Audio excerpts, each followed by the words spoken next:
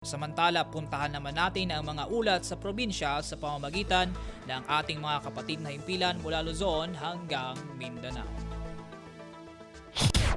Balita mula sa lalawigan sa bawat rehiyon ng ating bayan. Dito sa Ang Pilipinas Ngayon.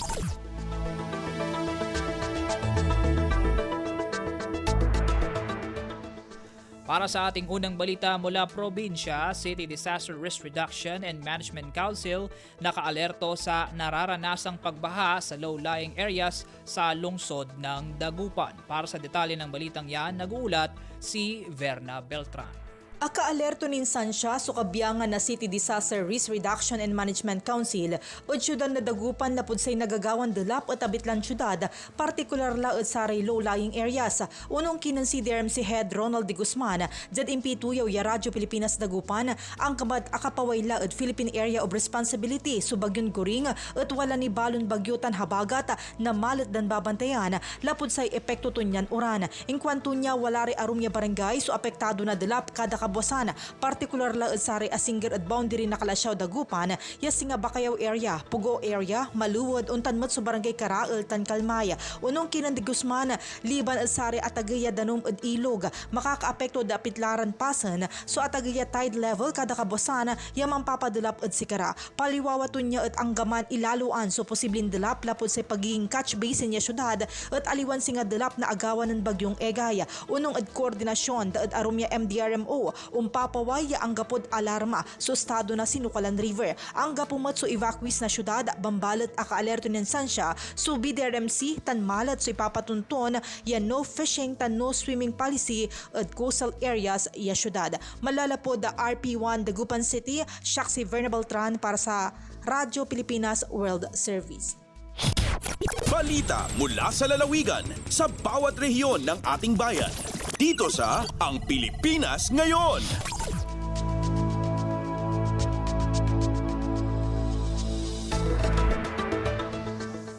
Salamat Verna, mula Dagupan, akyat naman tayo sa Mountain Province. 18 local school board teachers sa bayan ng Paraceli sa Mountain Province mag-uumpisa sa pagtuturo bilang suporta ng lokal na pamahalaan sa Department of Education. Si Donna Cawisbalyo sa detalye. Agrugi ita nga aldaw ti panagsuro ti sangapulo ket walo a local school board wenno LSB teachers kadagiti na bigbig nga eskwelaan sa Jay Paracelis Mountain Province para ita nga school year 2023 to 2024. Sigon iti impormasyon manipod ken ni Mayor Marcos Ayangwa, 600,000 pesos tin alokar ti local school board ti munisipyo para iti 2023 Special Education Fund wenno SEF. Pasat daytoy iti agtultuloy a dedikasyon ken suporta ti LGU Paracelis iti edukasyon dagiti ubbing. Inmo na akinid daw ni Mountain Province Schools Division Superintendent Benilda Daytaka iti LGU at tumulong tapno manayunan ti bilang dagiti mangisursuro iti munisipyo ti SEF ket manipod iti maysa porsyento a koleksyon ti real property tax idi napalabas atawan. Narpos na DZRA Bontok saon Andona Cawisbalyo para sa Radyo Pilipinas World Service. Balita mula sa lalawigan sa bawat rehiyon ng ating bayan. Dito sa Ang Pilipinas Ngayon. Salamat Donna. Samantala mula Mountain Province, baling naman tayo sa kapatid na himpilan sa Tabuk. Nasa 600 magsasaka mula sa mga bayan ng Kalinga, Apayao at Mountain Province dumalo sa kakatapos lamang na Information Caravan 2023 ng Department of Agriculture. Para sa kabuang ulat, nagbabalita si Amelia Bumatno. Inatendaran iti agarup inna magastot ang Manalon manipod iti na duma-duma ka munisipalidad iti Kalinga, Apayao, ken Mountain Province iti kalkalpas nga Information Caravan 2023 nga daan tema ang masaganang agrikultura, maunlad na ekonomiya tungo sa bagong Pilipinas, babaan iti inisyatibo iti Department of Agriculture iti August 30, 2023 iti Kalinga Sports Center. Sigon kini Regional Technical Director for Operations sa Department of Agriculture CAR Dr. Danilo P. Dagyo, gadat iti Information Caravan 2023 amay danon ken may palawag dagiti na duma-duma programa para kadagiti mannalon kas iti Masagana Rice Industry Development Program, Agricultural Credit Policy Council, Agriculture Enterprise Development ken Registry System for Basic Sectors in Agriculture. Malaksi dagiti programa na ipresentar na ikan iti gundaway dagiti mannalon nga agdamag kadagiti daduma pa nga impormasyon kastamot iti rekomendasyon ken feedbacks da para iti pagimbagan iti agrikultura. Manipot iti DZRK Tabuk City, Amelia Bumatnong para iti Radyo Pilipinas World Service. Balita mula sa lalawigan sa bawat rehiyon ng ating bayan. Dito sa Ang Pilipinas Ngayon.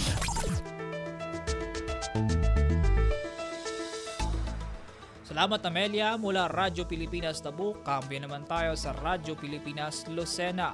Lungsod ng Lucena, walang natukoy na election hotspots ayon sa Commission on Elections. Para sa kabuuang detalye, nagbabalita si Mara Gresula.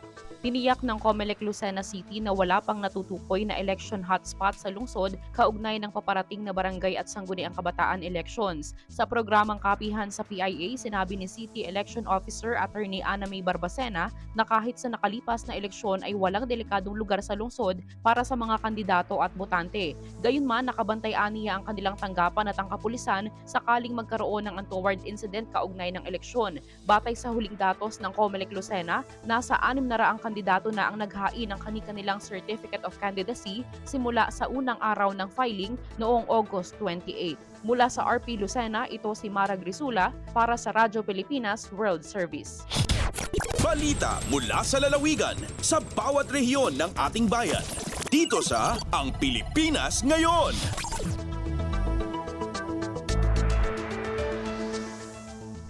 Salamat Mara, mula Calabarzon, punta naman tayo sa Mimaropa. Bilang ng mga gustong magbakasyon na kumukuha ng pasaporte sa Palawan, mas marami kung iaambing sa nais magtrabaho sa ibang bansa. Mula Radyo Pilipinas Palawan, nagbabalita si Lizelle Pilapil. Akikitang positibo, yan ang opisina ng Department of Foreign Affairs Consular Diki sa Puerto Princesa ang matamang numero nga agabel ipasaporte sa dati para magbakasyon kumpara sa bilang ang agabel idya para magpangubran sa ibang nasyon.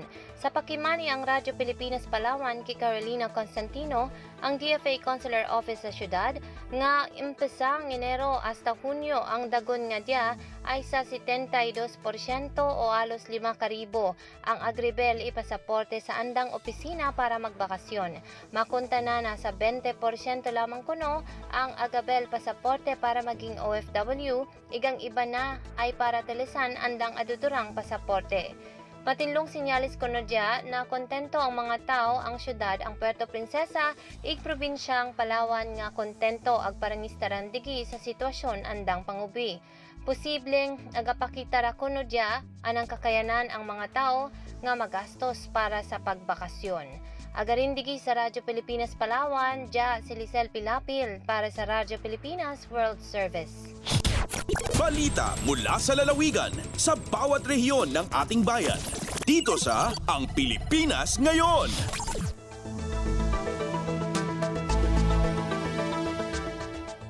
Salamat Lizelle, mula Palawan, tawid naman tayo sa Kabisayan. Revitalized Police sa Barangay o RPSB Lawaan nagsagawa ng libreng sakay para sa mga estudyante ng San Roque sa Northern Samar. Para sa kabuuang detalye ng ulat na yan, narito si Suzette Pretencio. Kasubay sa pag-abre sa klase, ang Revitalized Police sa Barangay o RPSB Lawaan, manilampuson nga nagdumara sa libreng sakay para sa mga estudyante tikang sa Barangay Lawaan nga tikadto sa Malubago, Pagsanghan National High School, San Roque, Northern Samar.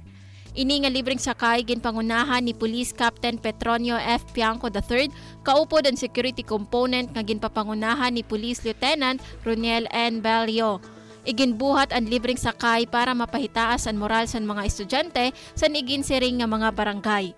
Maabot 12.14 kilometers ang karayo, tikang sa Barangay Lawaan pakadto Malubago, Pagsanghan National High School, maong dako ang pasasalamat sa mga kag-anak sa mga estudyante, sugad panira, dako nga bulig ang ini nga inisyatibo sa kapulisan para sa pag-iban sa ira gastos yan nga pag-abre sa klase.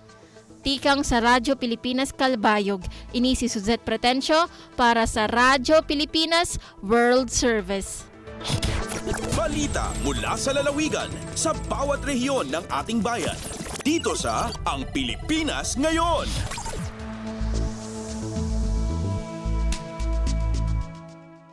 Salamat Suzette. Mula Kabisayaan, lipad naman tayo sa Mindanao. Mga nakapag-file na ng kanilang Certificate of Candidacy sa COMELEC Tandag umabot na sa mahigit 500. Para sa kabuang detalye ng ulat na yan, nagbabalita si Nerissa Espinosa. Mikabat na sa 584 ka mga individual ang nakasumiter na sa ilang Certificate of Candidacy o COC sa COMELEC Tandag City.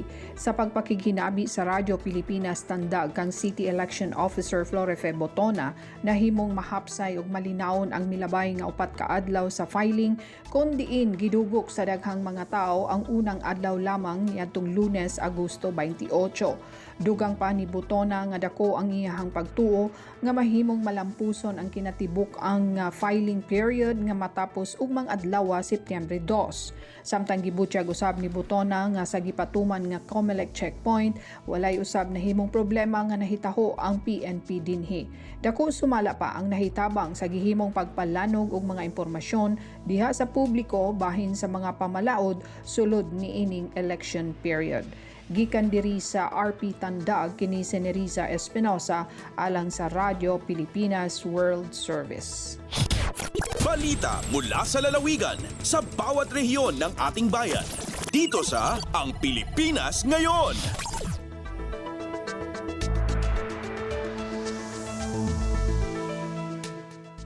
Salamat Nerissa mula Tandag. Biyahe naman tayo sa Sulu. General Amnesty Program para sa mga unregistered radio equipment sa Bangsamoro Telecommunications Commission magsisimula na ngayong Setyembre. Para sa habang detalye, nag-uulat si Eloisa Mohamad. Tagnaan na habihaon muna daw sin September in pagkapanaw sin General Amnesty Programs in Bangsamoro Telecommunications Commission ito BTC sin Bangsamoro Autonomous Region pa mga sila nagpapakay handheld radio, portable at base radio. Habay tayo Engineer Abdul Hakim Chamasari, ECE Provincial Head sin BTC Sulu in General Amnesty Programs in Commission, dumihil malago discount ang mga magre-register tagnaan biyaon sampay pakinaw pa sa nadlaw sin September. Mabilang ini tawang iban panawag-tawag da isab hasupaya maabi-abin mga wala pa na kawasulat si mga radio equipment nila. Ha-amnesty program lang pa niya dahil ha regular rate 8 gatos kay mantagupat pilak para portable 2 gatos pilak na kumayan in bayaran. Dahil sa babakas ha ngibo 9 gatos ka patantagunong pilak, ha mobile and base radio 5 gatos pilak na kumayan yan in bayaran. In mga radyo piya pa kaya mga sasakatan na dakat dahil ha 2 ngay bupat gatos ka naman tagunom 5 gatos pilak na kumayan ay nabo sin amnesty program. Dahil ha RPULO Eloisa Mohamad para ha Radyo Pilipinas World Service. Balita mula sa lalawigan sa bawat rehiyon ng ating bayan. Dito sa Ang Pilipinas Ngayon.